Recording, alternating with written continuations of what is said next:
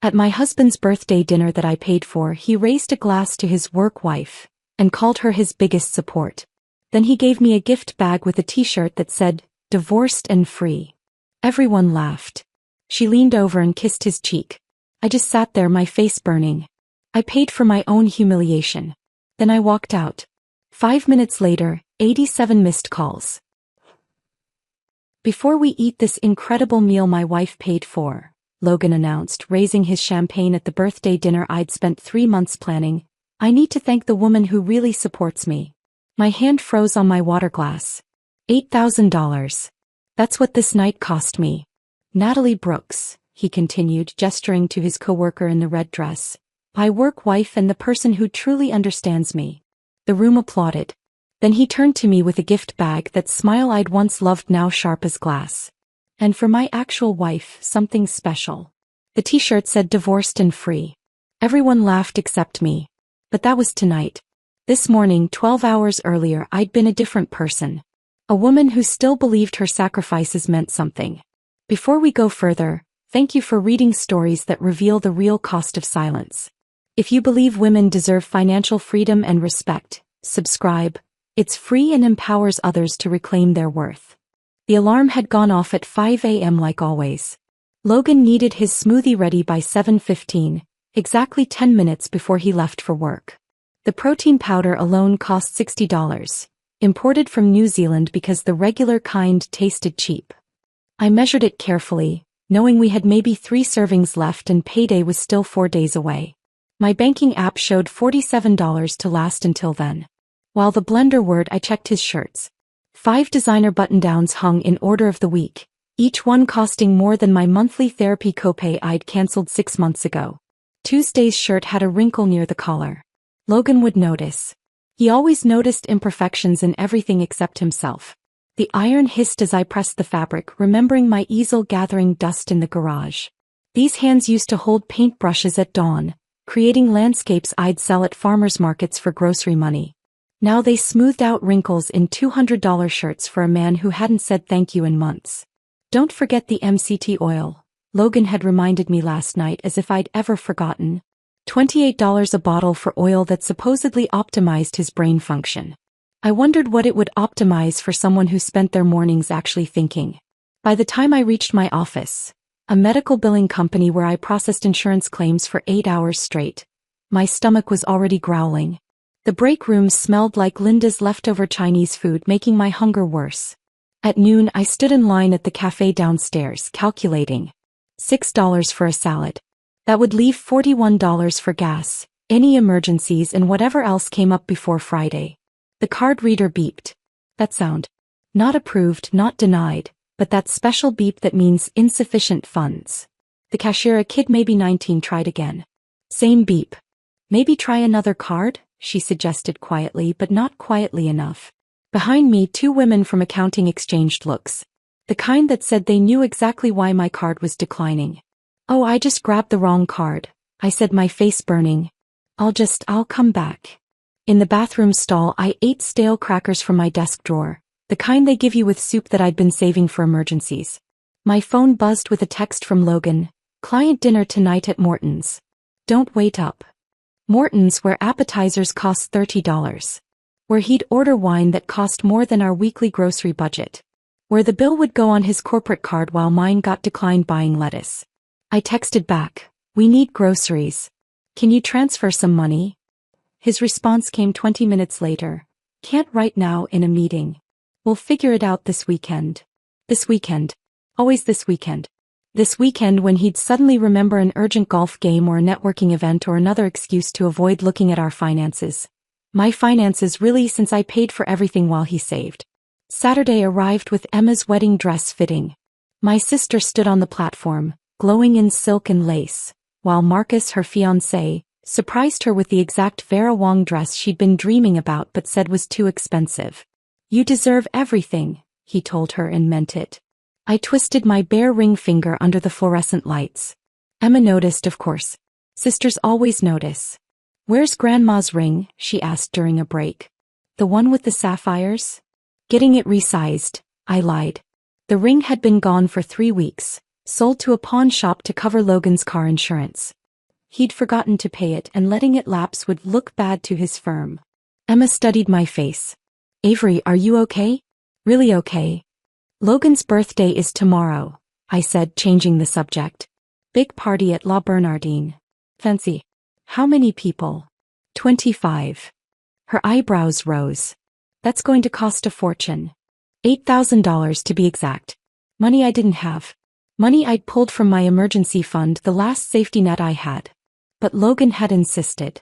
His 35th birthday had to be memorable, had to impress the partners at his firm, had to show everyone how successful he was. That night, after Logan fell asleep at 11 p.m., I sat at our kitchen table with my laptop, moving money I couldn't spare into an account that would be empty by tomorrow. The Michelin star restaurant wanted another $2,000 for wine pairings Logan had added without asking me. My reflection in the dark window looked like someone I didn't recognize. Hollow eyes, tight jaw, the face of a woman who'd forgotten what her own dreams looked like. I created a spreadsheet of dietary restrictions for people I'd never met. Gluten-free for someone named Bradley. Vegan for Rebecca. No shellfish for Thomas. 25 strangers who would eat $8,000 worth of food I was paying for while my own lunch came from a desk drawer. My phone screen showed 11:47 p.m. In 24 hours I'd be sitting at that restaurant, smiling and playing the perfect wife. I didn't know yet that in 24 hours and 13 minutes, I'd be walking out with a t-shirt that said divorced and free, my phone exploding with calls, my marriage ending with the same public spectacle it had been sustained by. But at that moment I just stared at the credit card I was about to max out and wondered how many more times I could disappear into someone else's life before I completely vanished from my own. The morning sun had barely shifted to afternoon when my phone rang. La Bernardine. The restaurant manager's voice was professionally apologetic, explaining that Mr. Harrison had called to add premium wine pairings to tonight's dinner. Another $2,000. We'll need payment confirmation before service, she said. I sat on the edge of our bed, still in my robe, the emerald dress hanging on the closet door like an expensive ghost. Logan was in the shower, singing off-key to whatever was trending on his workout playlist. 2,000 more. On top of the 6,000 I'd already hemorrhaged. My first credit card company put me on hold for 12 minutes. The hold music was some jazzy version of a pop song, cheerful and mocking. When the representative finally answered, her voice had that practiced sympathy they must teach in training. I'm sorry, Mrs. Harrison, but you've reached your maximum limit. The second company offered a $100 increase. The third, after hearing my voice crack when I said please, gave me $500. Still not enough. I called my bank, the small credit union that had my car loan, and begged for a cash advance against next month's paycheck. They gave me enough to cover the rest. Logan emerged from the bathroom in a towel, his phone already in his hand. Why aren't you dressed? We need to leave in 40 minutes. The restaurant called about. Can you handle it? I need to respond to these emails. He didn't wait for an answer, already typing as he walked to his closet. My hands shook as I applied foundation over the stress hives blooming across my chest. The expensive concealer. A birthday gift from Logan's mother who'd mentioned I looked tired at last year's holiday party, couldn't quite hide the red patches. My fingers fumbled with the mascara wand, leaving a black smudge under my eye that took 3 cotton swabs to fix. You're taking forever, Logan called from the bedroom. People are already heading to the restaurant. The emerald dress zipped up with difficulty. I'd lost weight over the past few months, not from trying but from skipping meals to save money. Yet somehow the dress felt tighter. Stress, probably. Everything felt constricting lately. The pearl necklace sat in its velvet box on my dresser. My grandmother's pearls, the ones she'd worn to her own wedding in 1952. The ones my mother had worn to hers. The ones that were supposed to be worn to mine, except I'd eloped with Logan at City Hall because a wedding was an unnecessary expense. My fingers traced the smooth spheres before clasping them around my neck. They were the last valuable thing I owned that hadn't been sold, pawned, or sacrificed. The ride to the restaurant took 20 minutes in Logan's BMW, the one I made payments on while driving my 10-year-old Honda. He spent the entire drive on a conference call, occasionally mouthing sorry at me while discussing quarterly projections with someone named Richard. La Bernardine's private dining room glowed with soft lighting and fresh orchids. 25 place settings sparkled on cream linen. I recognized exactly 6 faces. Logan's brother James, his cousin Melissa, 3 people from his gym, and his college roommate David. The rest were strangers in expensive suits and cocktail dresses, people who worked with Logan, people who knew him in ways I apparently didn't. Avery. A woman's voice, bright and false. Natalie Brooks approached in a red dress that moved like liquid money. Saint Laurent maybe. Definitely this season. So sweet of you to throw this party for Logan. He talks about you sometimes. Sometimes. The hostess guided me to my seat at the far end of the table. Logan sat at the center, the birthday king holding court, with Natalie somehow positioned at his right hand. They were already laughing about something, her hand briefly touching his arm, his eyes crinkling in that way they used to for me. The first course arrived. Oysters I was apparently paying $60 per person for, and I watched Logan work the room. He was magnificent at this, I had to admit. Making everyone feel important, telling the right jokes, remembering details about their lives. When had he stopped doing that for me? So, Avery, the woman next to me said. Patricia? Paul? Logan says you work in medical billing. That must be steady. That must be boring, she meant. That must be beneath this room full of lawyers and executives and people who didn't know what a declined credit card sounded like. The wine pairings began flowing. Each pour probably cost more than my weekly lunch budget. Logan raised his glass after the third course and my stomach tightened. This was it. The moment he'd thank me for everything, acknowledge the planning, the sacrifice, the $8,000 I'd lit on fire for this moment. Before we eat this incredible meal my wife paid for, he began, and for a second my heart lifted. I need to thank the woman who really supports me. The room quieted. 25 faces turned toward him, then followed his gaze to Natalie. Natalie Brooks, my work wife and the person who truly understands me. The applause was immediate. Natalie actually stood and gave a little bow. Someone whistled. Logan was beaming at her like she'd hung the moon, and I sat there with my hands frozen on my water glass, trying to understand how we'd gotten here. Then he reached under his chair and pulled out a gift bag. Powder blue paper, silver tissue, a white ribbon. He turned to me with that smile, the one I'd fallen in love with 6 years ago, except now it looked different. Calculated. And for my actual wife, something special. The bag was light in my hands. Too light for jewelry. Too light for anything meaningful.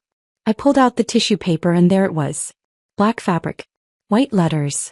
Divorced and free. The laughter hit me in waves. Someone said, "Oh my God, that's hilarious." Another voice. "Logan, you're terrible."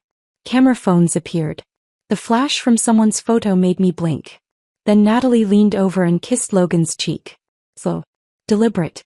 Her lipstick left a perfect red mark on his skin. He didn't wipe it off.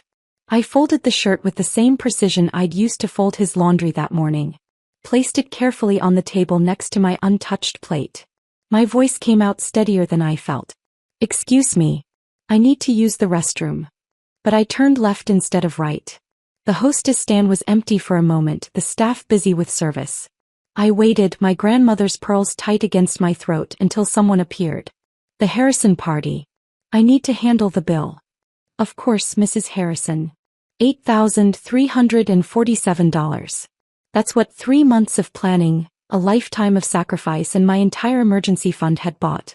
I handed over my credit card, the one I just begged to increase the limit on. It went through. Barely. "Could you hold the receipt for 5 minutes before returning it to the table?" She nodded, confused but professional. The Boston winter hit my bare arms like judgment. My coat was draped over my chair in that warm room full of people still laughing at Logan's gift. I didn't care. The cold felt honest, real, nothing like the performance I'd just funded. My phone started ringing before I reached the corner. Logan's name lighting up the screen. Once. Twice. By the time I found my car, 17 times. By the first red light, 43 calls in 5 minutes. I drove toward the only safe place I knew. Emma's porch light flickered on before I could knock. She must have been watching for me through the window. One look at my face. Mascara creating black rivers despite the $40 waterproof guarantee. And she pulled me inside without a word. The warmth of her house felt foreign after the Boston winter had numbed everything external while everything internal burned. "Where's your coat?" she asked, but I couldn't answer because my phone was screaming. 87 missed calls in the 5 minutes since I'd parked. The number climbed as we watched. 88, 89, 90. Emma guided me to her kitchen floor, the cool tiles somehow comforting against my legs. She didn't ask questions yet, just pulled a bottle of wine from the fridge and 2 coffee mugs from the cabinet. We didn't need wine glasses for this conversation. The phone kept buzzing. 97 calls now. 98. You have to answer, Emma said finally. Just once. Let's hear what excuse he's manufactured. My finger hesitated over Logan's name. Call number 103. I hit speaker. Where are you? His voice exploded into Emma's kitchen, sharp with panic. Everyone's leaving. The staff is confused. You need to come back right now and fix this situation. In the background I heard her. Natalie. Whispering something about damage control, about spinning the narrative. They were strategizing together while I sat on my sister's floor in an $8,000 mistake. Fix what situation, Logan? My voice sounded steadier than I felt. Don't play games, Avery. It was a joke. Natalie said. He caught himself. Everyone's uncomfortable. Just come back and we'll discuss this later like adults. Like adults who give their wives divorce shirts as party favors? You're being dramatic. You always do this, make everything bigger than it needs to be. Emma grabbed the phone from my hand. She's done talking to you tonight, Logan. Try again when you've figured out what you actually did wrong. She hung up and immediately blocked his number on my phone. There. Now drink. The wine tasted like copper pennies and bad decisions. We sat there until 2 a.m., Emma occasionally checking my phone as texts flooded in from unknown numbers. Logan's brother calling me selfish. His mother saying I'd ruined his special day. Even Natalie had the audacity to message. Real wives support their husband's sense of humor. Marcus found us the next morning, still on the kitchen floor, empty wine bottle between us. He took in the scene. My ruined makeup, the emerald dress now wrinkled beyond repair, Emma's protective fury, and simply said, "Let me make coffee.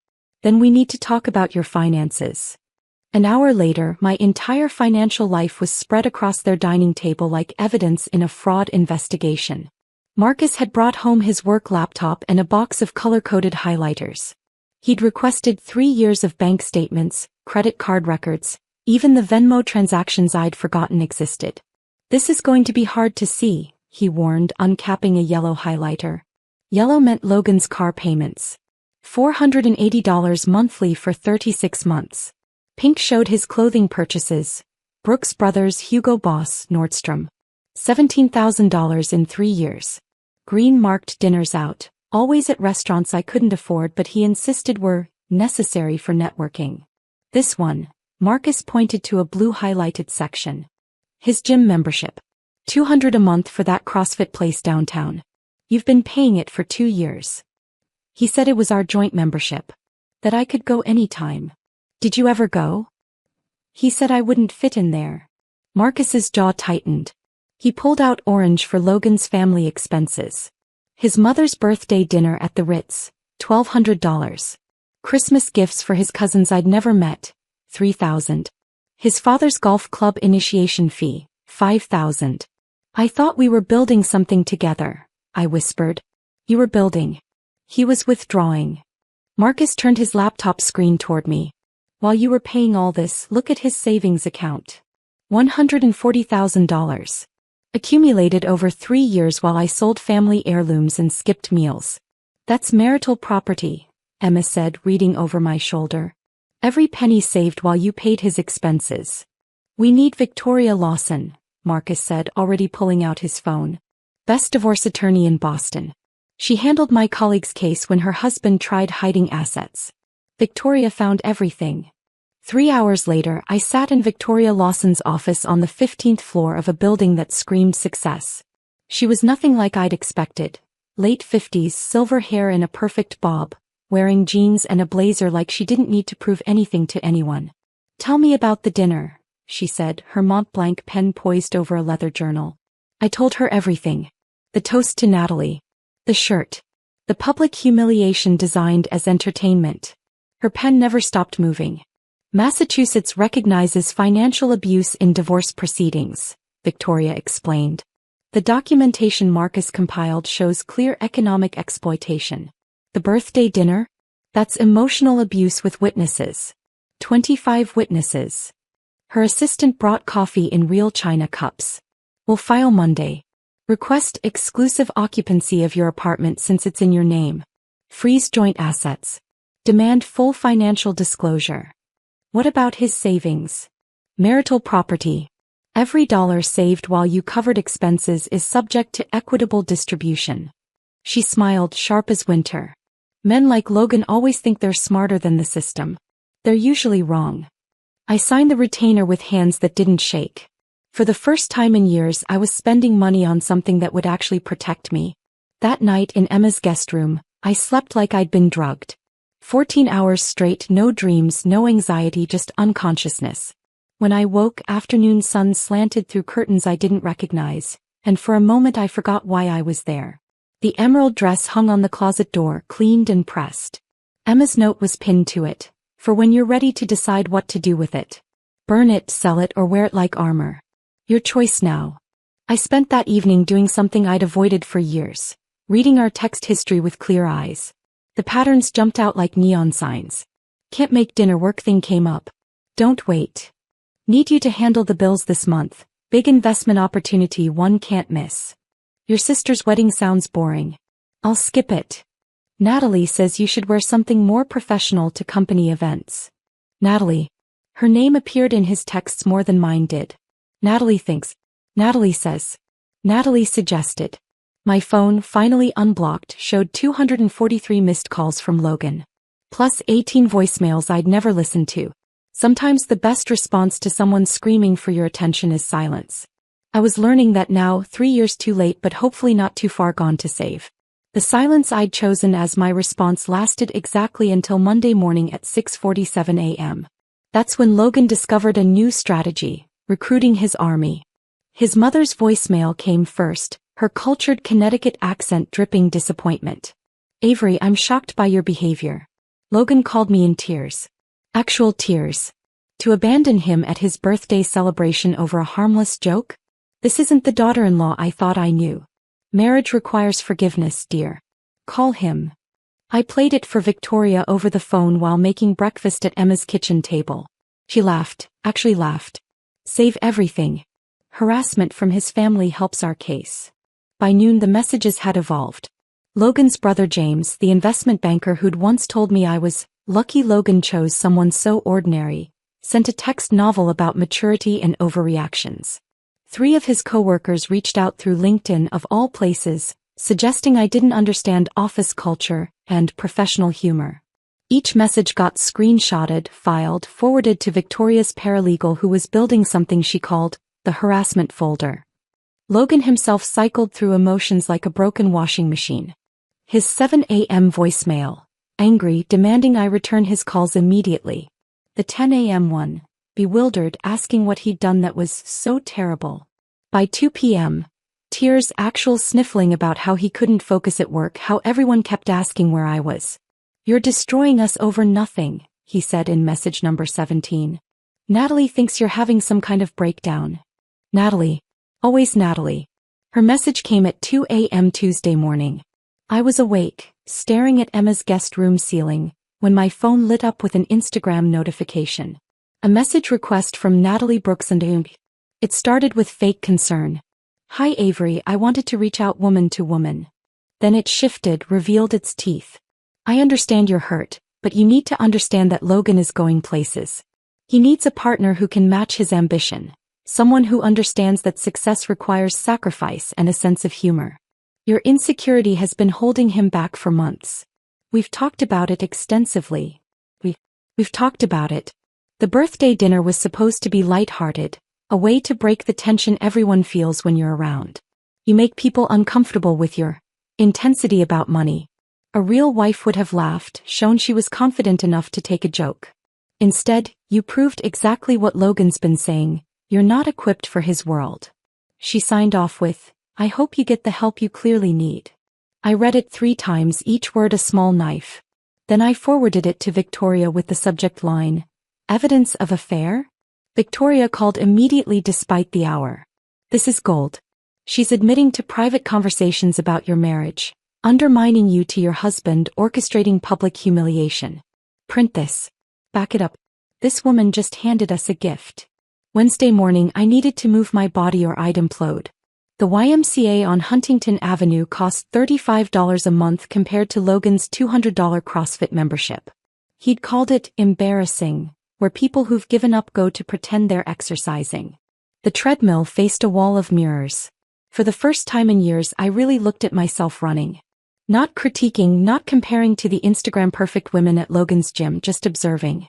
My body was strong. It had carried me through 3 years of emotional labor, financial stress, constant criticism. My face, without the expensive makeup I'd worn like armor, looked younger somehow. Good form, a voice said beside me. A woman in her 70s, silver hair in a perfect bun, arms defined like a swimmer's. I'm Diane. Haven't seen you here before. First time, I managed between breaths. Avery. Starting fresh. She didn't wait for an answer. I recognized the look. Had it myself at 32 when I divorced Harold. Thought my life was over. Turned out it was just beginning. She told me about the 40 years since, Thailand, Morocco, Alaska. Photography courses in Paris. Learning to tango in Buenos Aires at 65. Harold said travel was wasteful. Now I go wherever I want, whenever I want. Best investment I ever made was in my own freedom. She left me with a wink in her card. She was a travel blogger now at 73. For when you're ready to see what's out there. That afternoon, I sat in Emma's home office with boxes of documents Victoria had requested. Tax returns, bank statements, insurance policies. Logan had always handled our filing system, insisting he was better with organization.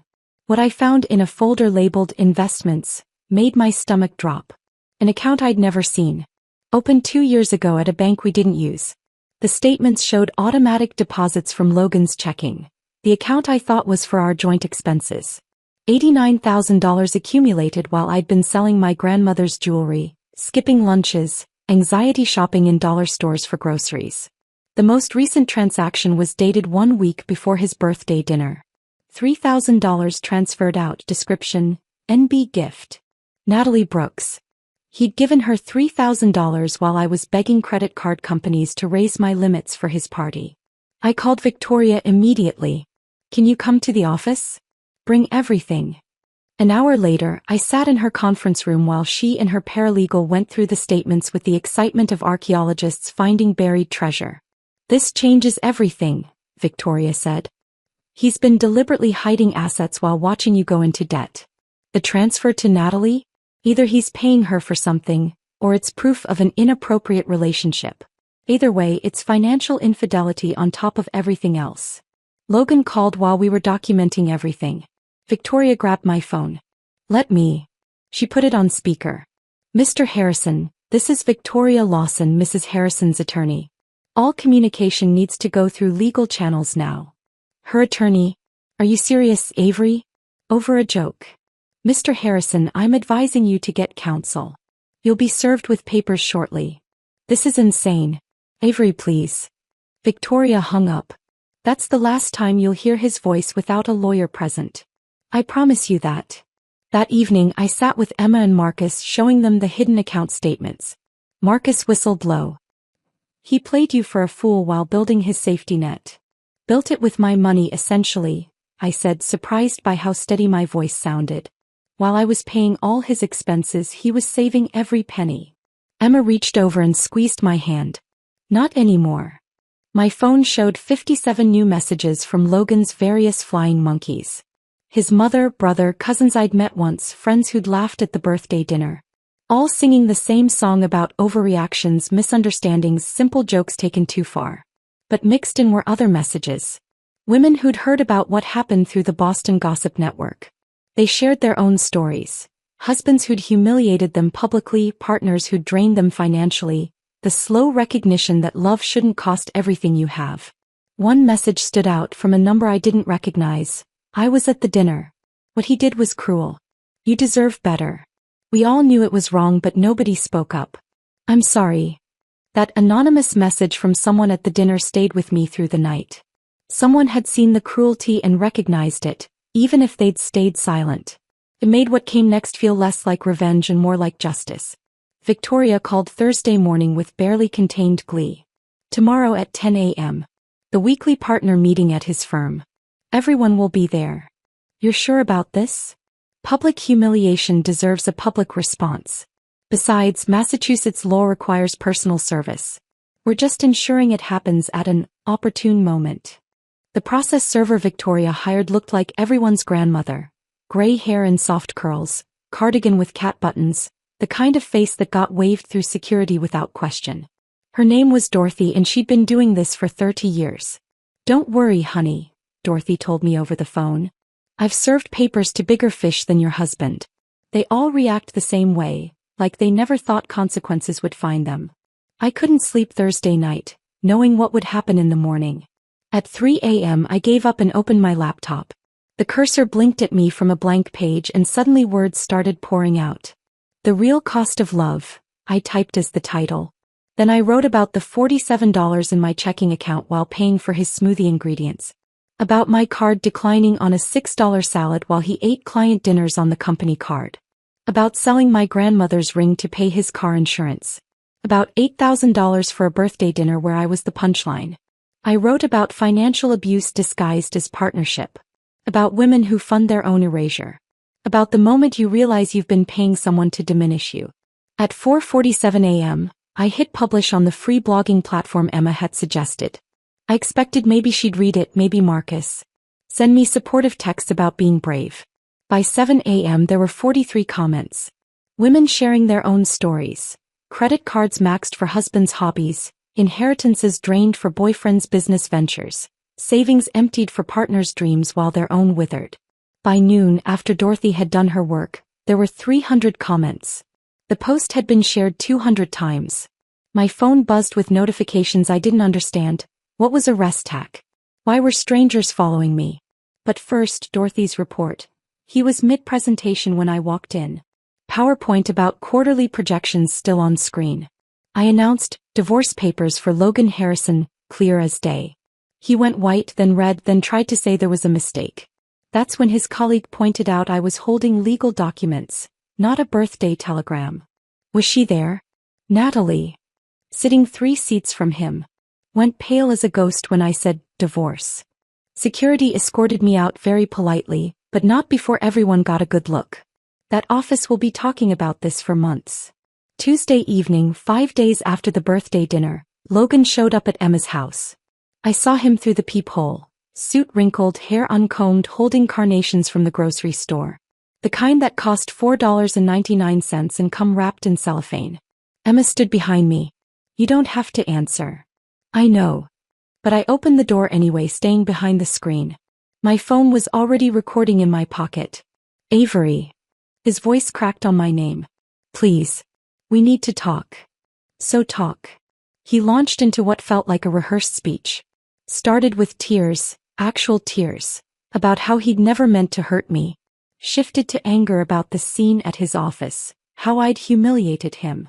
Then bargaining, promises of counseling, of change, of doing better. I'll go to therapy, he said. Couples counseling. Individual therapy. Whatever you want. What I wanted was a partner who didn't need therapy to learn not to humiliate me. It was a joke.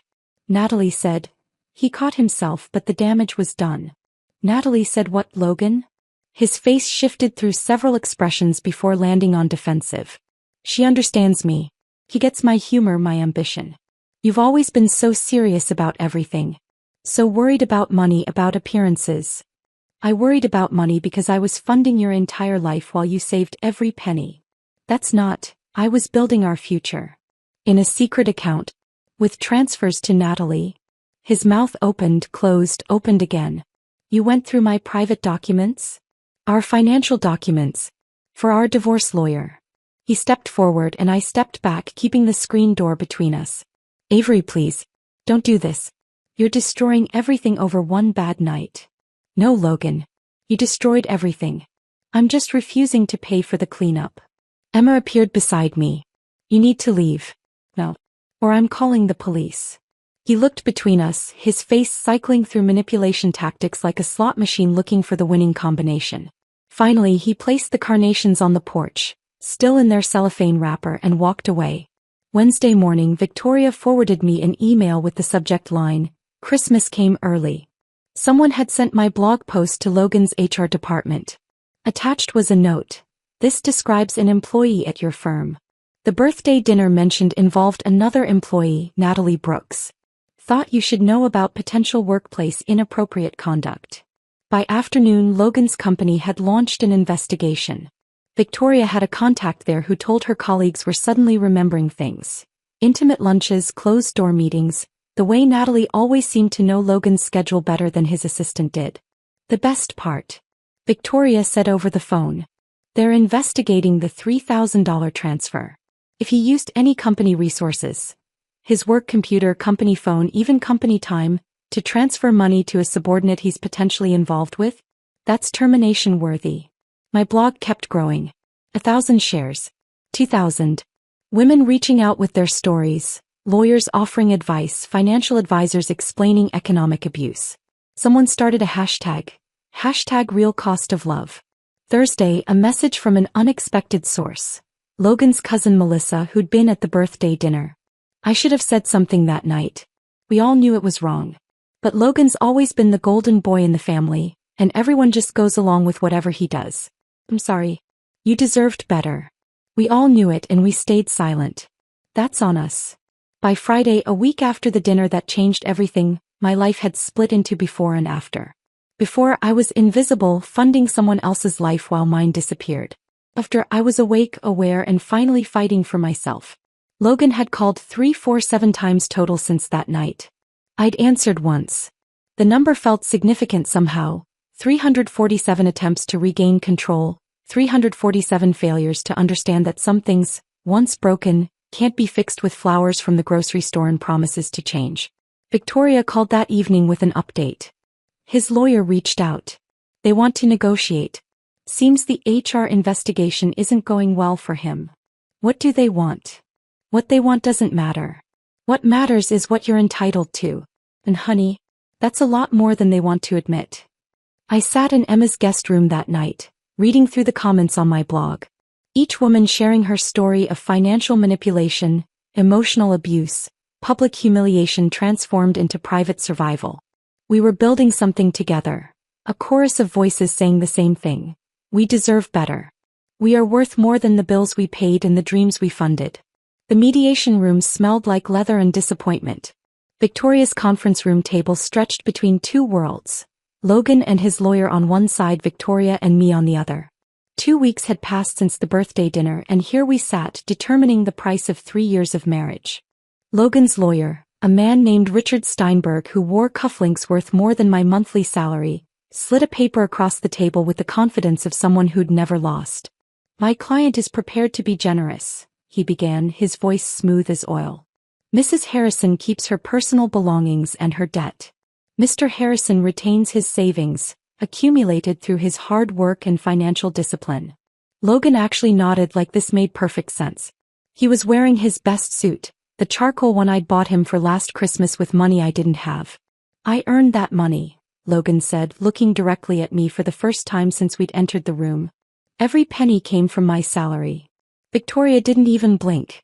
She reached into her leather portfolio and pulled out Marcus's forensic accounting report, bound and tabbed like evidence in a murder trial.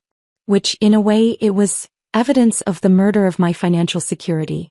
$127,000, she said, sliding it across the table. That's what Mrs. Harrison paid in Mr. Harrison's expenses over 3 years. With interest calculated at market rate, it's closer to $135,000. She flipped to a tab section. Car payments, insurance, clothing, meals, gym membership, family gifts, even his mother's birthday dinners. All paid from Mrs. Harrison's income while Mr. Harrison saved his entire 6-figure salary. Richard Steinberg's face didn't change, but Logan's did. The smugness drained away like water from a tub. Additionally, Victoria continued, there's the matter of the $89,000 in the hidden account, and the $3,000 transfer to Natalie Brooks, dated 1 week before the birthday dinner. We need a recess, Steinberg said quickly. Take all the time you need, Victoria replied. The numbers won't change. While they huddled in the hallway, I sat there staring at the conference room's view of Boston Harbor. Ships moving in and out, carrying things to new places. Starting journeys, ending others. Victoria's hand touched my shoulder. You okay? He really thinks he earned that money. He really believes I contributed nothing. Men like Logan always do. That's why we document everything. When they returned, Logan wouldn't look at me. Steinberg's proposal had changed, but not enough. They'd moved from insulting to merely inadequate. Victoria prepared for round 2 when my phone buzzed. Emma, texting urgently, "Mom is here." My mother, Helen, had driven 14 hours from Florida without telling anyone. I found her in Emma's living room, looking smaller than I remembered, older too. We hadn't spoken in 6 months. Not since I'd cancelled my visit because Logan needed me to attend his company gala. "I read your blog," she said instead of hello. The silence stretched between us like all the years of things unsaid. "Sit," she said, patting the couch beside her. "I need to tell you something." Over tea that Emma quietly made and left us to drink, my mother told me her story. How she'd worked 2 jobs to put my father through law school. How she'd given up her scholarship to study art in Italy because he said marriage was more important. How she'd spent 30 years funding his dreams. His law practice, his golf club memberships, his affairs she pretended not to know about. "I told myself it was love," she said, her hands wrapped around the mug like it could warm more than just her fingers. "Sacrifice meant love. The more I gave up, the more it proved I loved him." "But you seemed happy," I said, remembering family dinners where she'd smiled and served and never complained. "I got very good at seeming." Her voice cracked. "When your father died, I was 65. 65 years old, and I'd never been to Paris. Never painted anything just for me. Never bought a dress without wondering if he'd approve." She pulled out her phone, showing me pictures from the last 5 years. Helen in Paris finally. Helen at a pottery class in Sedona. Helen laughing with friends I'd never met on a beach in Portugal. 5 years of living, she said. After 30 of existing. Don't wait for permission, Avery. Don't wait for him to die or leave or change. Give yourself permission now. We held each other then, both crying for the years we'd lost to men who saw us as supporting cast in their stories. That evening my phone rang with an unknown number. A woman's voice, warm and professional. "Is this Avery Harrison? I'm Jennifer Wu, a literary agent. I've been following your blog. 20,000 shares. That's what The Real Cost of Love had reached." Jennifer wanted to talk about book deals, speaking engagements, turning my story into something bigger. "I'm also getting inquiries from media outlets," she said. "Podcasts, magazines. Your story is resonating." I accepted one interview, a small podcast called Divorced and Thriving, run by a family law attorney named Diane Walsh. The recording happened over Zoom from Emma's guest room, my voice shaking as I introduced myself. But as I talked about the birthday dinner, about the financial abuse, about the moment I realized I'd been funding my own erasure, my voice steadied. Grew stronger. "Financial abuse is still abuse," I said, surprised by my own clarity. "When someone watches you struggle while they save, that's abuse. When they let you skip meals so they can eat well, that's abuse. When they make you feel grateful for being allowed to pay their bills, that's abuse." The interview went live Thursday morning. By Friday evening it had 40,000 downloads. Messages flooded in from women who'd lived the same story, who'd funded their own diminishment, who'd been told they were lucky to be chosen. But the universe wasn't done delivering justice. Friday at 4 p.m. Victoria called with news that made me sit down on Emma's kitchen floor. HR concluded their investigation. Natalie Brooks has been transferred to the Delaware office, effective immediately. Logan's been placed on administrative leave pending further review. What does that mean? It means security escorted him out with a cardboard box while his colleagues watched. His key card's been deactivated. His assistant is already packing up his corner office. I thought I'd feel triumphant. Instead I felt empty. Not sad, not happy, just empty. Like watching a movie end that you've been forced to sit through for too long. "There's more," Victoria continued. "His lawyer called. They want to settle. The real settlement this time. Half the hidden savings, plus monthly support for 2 years, plus assuming all marital debt." Why now? Because Logan, without his job, without his reputation, without his image? That Logan knows he can't win. Pride is expensive when you're unemployed. I sat there on Emma's kitchen floor, phone in hand, thinking about karma and cost. About prices paid and bills coming due. About my mother finally living at 70. About the women reading my blog and finding their own voices. About Natalie packing for Delaware. About Logan carrying his box of office supplies to his BMW that I'd been paying for. 6 months. That's how long it took for the scales to balance. I stood in front of Victoria's office mirror, adjusting the emerald dress I'd worn to Logan's birthday dinner. The same dress I'd hidden in for $8,000 worth of humiliation. Emma had suggested burning it, but I had different plans. Today it would witness a different kind of transaction. You ready? Victoria asked, handing me a glass of water. Through the glass conference room walls, I could see Logan already seated with Richard Steinberg. He looked smaller somehow, his suit hanging loose on a frame that had lost the gym-sculpted confidence. 3 months without his $200 CrossFit membership showed. Let's get this done, I said. The papers were already prepared. 43 pages detailing the division of assets, the monthly support payments, the assumption of debt. Victoria had fought for every penny and won most of them. Logan's hand trembled as he signed his name on line after line. $44,500 from his hidden account, transferred immediately. $2,000 a month in support for 24 months. All credit card debt in his name. His BMW, which I'd been paying for, now officially mine to sell. When he signed the final page, his pen slipped, creating a small ink stain on the conference table's polished surface. He looked at it like it was blood. That joke at your birthday dinner, I said, my voice steady as his hands weren't, cost you everything you saved while I paid for your life. Was the laugh worth it? He opened his mouth, closed it, then pushed back from the table and left without a word. Steinberg gathered the papers, nodded professionally and followed his client out. Victoria popped champagne. Real champagne, not the grocery store kind Logan would buy when he wanted to seem thoughtful. You did it. You're free. Free. The word felt foreign and familiar at once. That afternoon I sat at a different table, my old kitchen table in the apartment Logan had called embarrassing. The one he'd said was too cheap for entertaining, with its wobbling leg I'd fixed with a folded newspaper. Jennifer Wu had sent over the publishing contract for my book, The Cost of Leaving, A Financial Survivor's Guide. The advance was $90,000. More than Logan made in a year at the job he no longer had. I signed it with the same pen I'd used for all those credit card receipts. The one that had signed for his birthday dinners, his suits, his gym membership. Now each stroke of ink was building my future instead of financing his comfort. My phone rang as I was addressing the envelope to send the contract back. The caller ID showed La Bernardine, the restaurant where everything had shattered. Mrs. Harrison? This is James, the general manager. I heard about what happened during the birthday dinner you'd hosted with us. My stomach tightened. How? The stories made rounds in our industry. We pride ourselves on creating meaningful experiences, and to learn that our venue was used for. He paused, choosing words carefully. Such a cruel situation disturbs us greatly. He offered something I hadn't expected.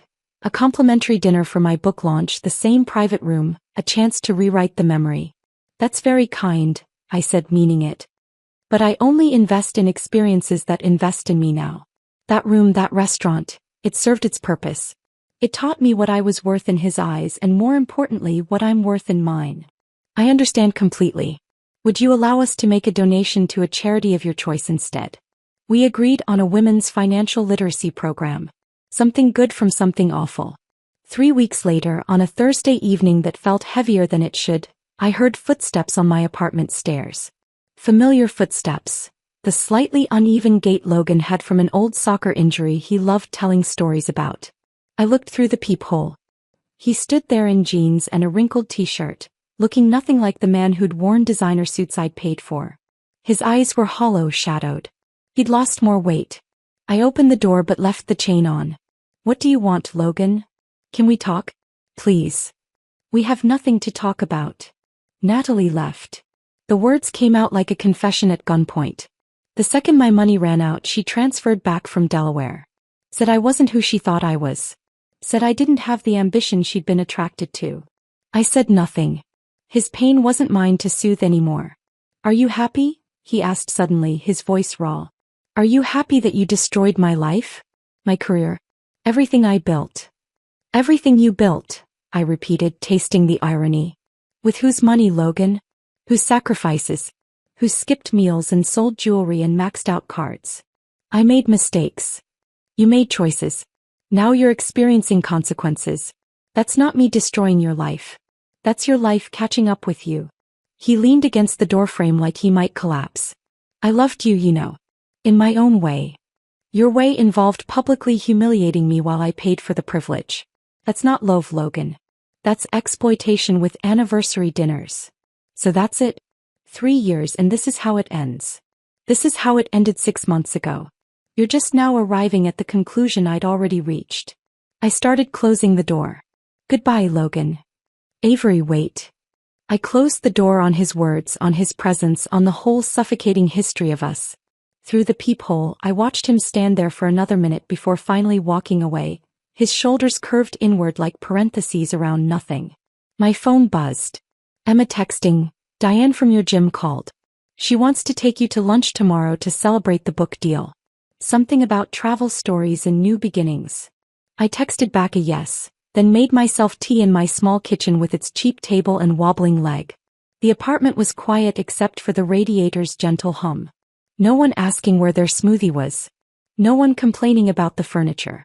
No one making me smaller so they could feel bigger. The emerald dress hung in my closet, no longer a costume of pretense but armor of survival. The divorce papers sat in my filing cabinet, 43 pages that had transferred more than money, they'd transferred power. The book contract waited on my desk, ready to be mailed in the morning. I thought about revenge, about whether this counted. Logan had lost his job, his reputation, his girlfriend, his savings. But I hadn't orchestrated any of it.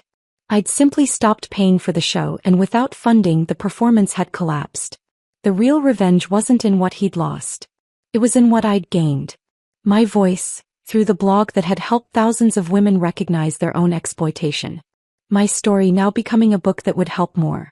My freedom bought back with the same determination that had once paid his bills. Tomorrow Jennifer would announce the book deal. Next month I'd do a speaking event for the financial literacy program. Next year, who knew? Maybe I'd finally take that art class my mother never got to take. Maybe I'd travel to Paris before 70. The tea was perfect. Not too hot, not too sweet, exactly how I liked it. No one else's preferences to consider. No one else's tastes to accommodate. The morning of my first book tour stop, I stood in the bathroom of my apartment, brushing teeth that no longer ground together from stress. 8 months had passed since Logan walked away from my door. 8 months of rebuilding that started with tea for one and led to this. Speaking at Porter Square Books to 200 women who'd pre-ordered The Cost of Leaving. The bookstore's event space overflowed with folding chairs. Women of every age filled them, some clutching their own divorce papers, others holding hands with friends who'd dragged them here, a few with teenage daughters they wanted to hear this message before they needed it.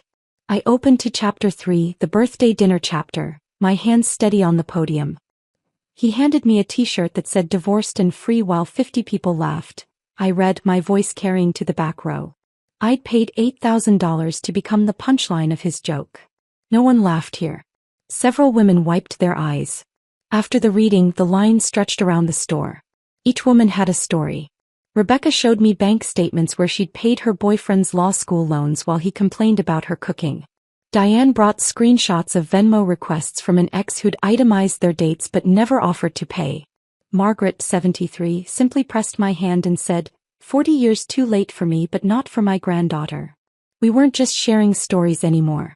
We were building something, a network of understanding that financial abuse wasn't about money. It was about power, diminishment, the slow erosion of self-worth transaction by transaction. 2 weeks later came Emma's wedding. She'd insisted on a small ceremony, just family and close friends, nothing like the production Logan would have demanded. I stood beside her as maid of honor, wearing a sapphire dress I'd bought with my own money. Not on sale, not on credit, just walked into Nordstrom and paid full price because I wanted it. Marcus waited at the altar, tears already streaming before Emma even appeared. This was what Logan never understood. Real strength meant being vulnerable with your partner, not performing invulnerability at their expense. When it came time for my speech, I didn't tell jokes or embarrassing stories. I talked about partnership. Emma and Marcus show us what support really looks like, I said, catching Emma's eye as she held Marcus's hand. Not one person being the ladder while the other climbs, but two people lifting each other higher. Not one person funding dreams while theirs die, but two people investing in a shared future. I looked at Marcus. Thank you for seeing my sister as an equal, not an accessory. For understanding that her success doesn't diminish yours. For never making her smaller so you could feel bigger. Emma was crying, but they were different tears than the ones she'd shed on her kitchen floor 8 months ago. These were tears of joy, of recognition, of seeing love that multiplied instead of divided. To partnerships that make us more ourselves, I raised my glass, not less. My apartment had transformed over the months. The wobbling kitchen table now held fresh flowers I bought myself every Friday. The walls displayed my own artwork. Watercolors I'd finally returned to painting at 5 a.m., that sacred time that belonged to me again. Above my desk hung the birthday gift that changed everything. The divorced and free t-shirt, professionally framed with museum glass, a small brass plaque beneath it, the gift that gave me back my life. During video interviews for the book tour, reporters always asked about it. Why keep it? Why display something so cruel? Because it's not cruel anymore, I'd explain. It's evidence of transformation. He meant it as humiliation. I transformed it into liberation. Every time I see it, I remember that the worst moment of my marriage became the first moment of my freedom. One interviewer, a woman named Patricia with knowing eyes, said, "You've reclaimed the narrative." I've reclaimed more than that. I've reclaimed my financial future, my self-worth, my right to take up space. The shirt just reminds me that sometimes gifts come in terrible wrapping. The year anniversary arrived on a Tuesday, October 15th. I woke to hundreds of messages, not from Logan this time, but from women around the country who'd left their own financial abusers after reading my story. Your blog gave me the courage to check our bank statements. I finally understood why I felt poor despite working 2 jobs. My daughter read your book and recognized her relationship in it. Thank you for naming what I couldn't name. I sat at my kitchen table, the same wobbly one, with my laptop and coffee that cost what I wanted to pay for it. My bank account showed a balance I'd never imagined possible. Not wealth but security. Not excess but enough. Enough to say no. Enough to say yes. Enough to choose. Jennifer had called the night before about the second book. Publishers wanted more, wanted to go deeper into the recovery, the rebuilding, the reclaiming. The Cost of Staying would explore why we remain in financial abuse, why we fund our own diminishment, why we mistake sacrifice for love. My phone buzzed. Diane from the gym, now a close friend, texting about our planned trip to Montreal next month. My mother sending photos from her art class in Sedona, finally painting at 71. Emma sharing ultrasound images. I'd be an aunt in 6 months. Life was happening. Real life, not the performance I'd funded for 3 years. That evening I pulled out my journal and wrote. 1 year ago I paid $8,000 for a dinner that ended my marriage. Today I understand it wasn't a loss, it was an investment. The most expensive and valuable lesson of my life. Some bills are worth paying when they purchase your freedom. I looked at the framed shirt one more time. Divorced and free. He'd meant it as a prediction of my failure. Instead, it became a declaration of my independence. The bill for my humiliation had been $8,000. The return on that investment? Priceless. My voice, my story, my freedom. None of it would have emerged without that terrible night when I learned the real cost of love wasn't what you paid to keep it. It was what you paid to leave it behind. My phone showed another message, this one from a woman in Oregon whose husband had just handed her a joke gift at their anniversary dinner. She was sitting in her car, crying, wondering what to do. I wrote back, drive to somewhere safe. Tomorrow you start documenting everything. Tonight you just need to know, this isn't your fault and you're not alone. The sisterhood of the financially free grew by one more. The bill for my education had been paid in full, and now I was helping others recognize the price tags on their own lives. Some bills I'd learned were meant to be torn up. Others were meant to be paid once and never again. $8,000. 87 missed calls.